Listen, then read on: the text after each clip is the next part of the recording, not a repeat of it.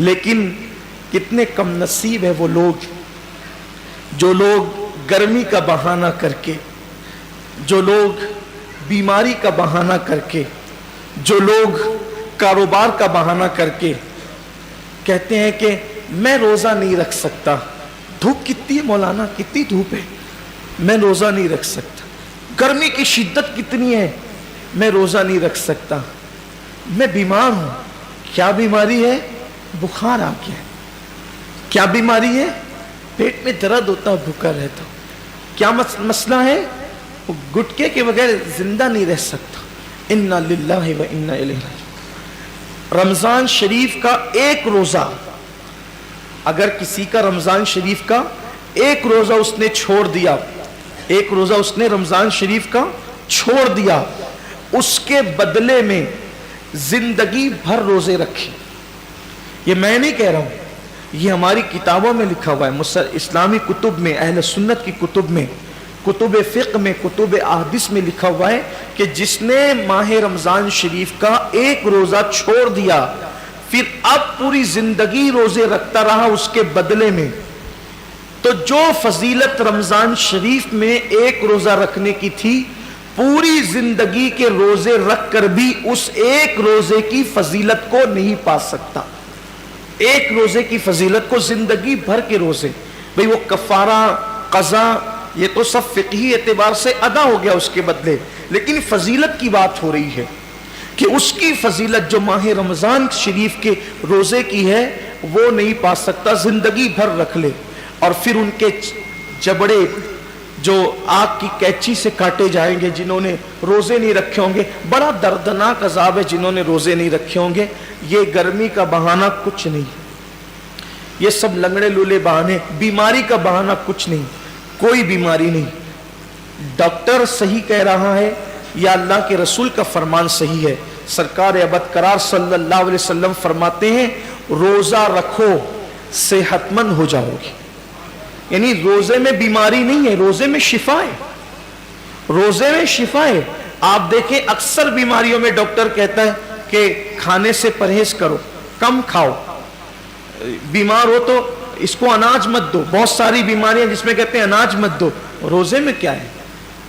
بھوکا ہی تو رکھا جا رہا ہے، پیاسا ہی تو بھوکا اور پیاسا رہنے سے کوئی مرتا نہیں، بیماری بڑھتی نہیں بلکہ بیماری کنٹرول ہوتی ہے۔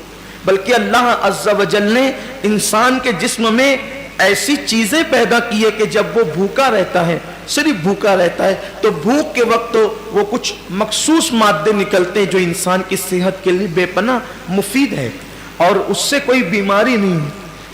مجھے اچھی طرح یاد ہے میری والدہ کا آپریشن تھا مالیگاؤں کے کھڈی کے غیر مسلم ڈاکٹر کے یہاں، نام بھی لے سکتا ہوں لیکن چھوڑتا ہوں اس کو، تو اس کے یہاں تو میں جب آپریشن کا بل پیڈ کرنے کے لیے گیا تو اس نے مجھے جب وہ چائے پیش کی تو میں نے سوچا کہ کہیں اس کا دل نہ دکھ جائے، تو مجھے کہنا پڑا کہ میں روزے سے ہوں۔ وہ کہا کہ رمضان شروع ہو گیا۔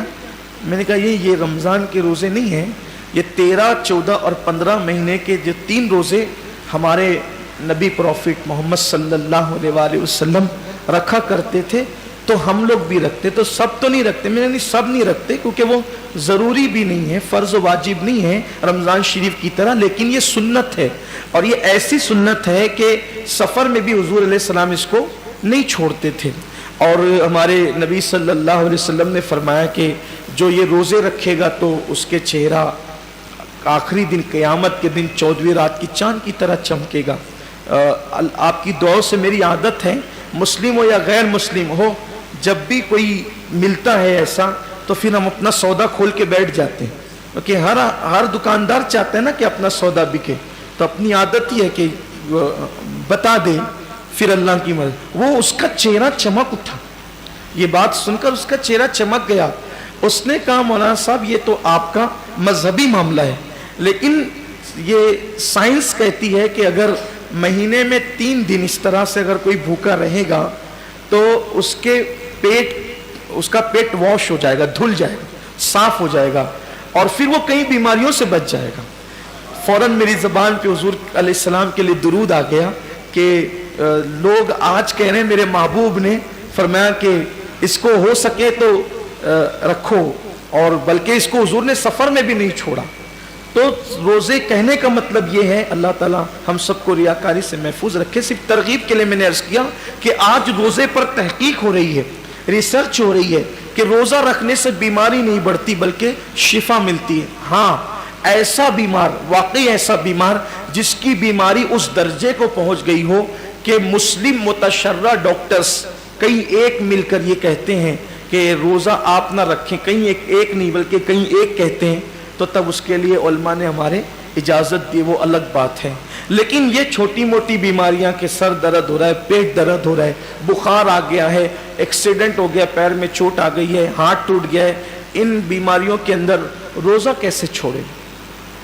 इस रोज़ा इस क्योंकि रोज़ा इतनी आसानी से, जो रोज़े की बरकत जानता है ना, जो रोज़े की फजीलत जानता है, अल्लाह के हबीब सल्लल्लाहु अलैहि वसल्लम ने फरमाया कि अल्लाह का फरमान है कि रोज़ा मेरे लिए है, रोज़ा मेरे लिए है, और अल्लाह फरमाता है मैं ही इसकी जज़ा हूं।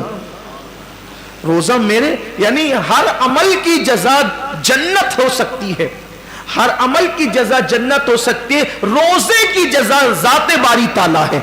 यानी कि अल्लाह अकबर सिर्फ समझाने के लिए कि कोई बादशाह कह दे कि ये काम करोगे तो वो शहर दे दूंगा, ये काम करोगे तो इतनी दौलत दे दूंगा, ये काम करोगे तो खिलाफत दे दूंगा, ये काम करोगे तो इख्तिदार दे दूंगा, ये काम करोगे तो कोई लक़ब दे दूंगा, ये काम करोगे तो कोई खिताब दे दूंगा। लेकिन एक काम इतना पसंद है कि अगर ये काम तुम करके आए तो मैं खुद तुम्हारा हो जाऊंगा।